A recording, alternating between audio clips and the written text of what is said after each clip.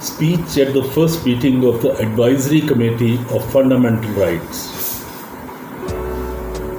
February 27, 1947. Gentlemen, I thank you most sincerely for the honor, the great honor that you have conferred upon me by reposing your confidence in electing me as the chairman of a committee which is composed of various interests. This committee forms one of the most vital parts of the Constitution Assembly and one of the most difficult tasks that has to be done by us is the work of this committee.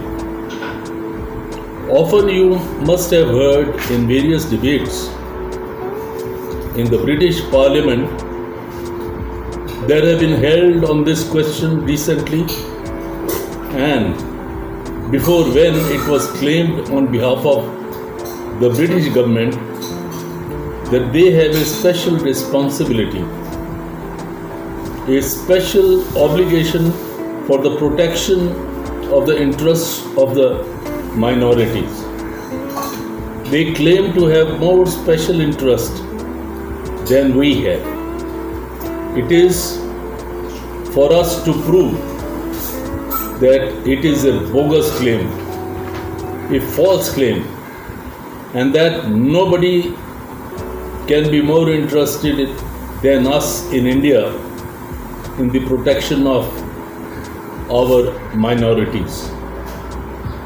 Our mission is to satisfy every one of them, and we hope that we shall be able to satisfy every interest and safeguard in the interest of all minorities to their satisfaction.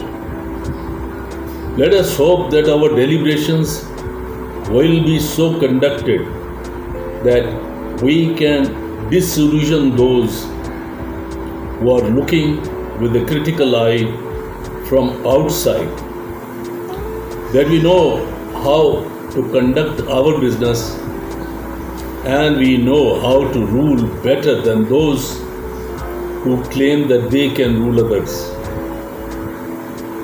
At least let us prove we have no ambition to rule others. In this committee, therefore, we begin our work today with a determination and a desire to come to decisions not by majority but by uniformity. Let us sink all our differences and look to one and one interest only, which is the interest of all of us, the interest of India as a whole.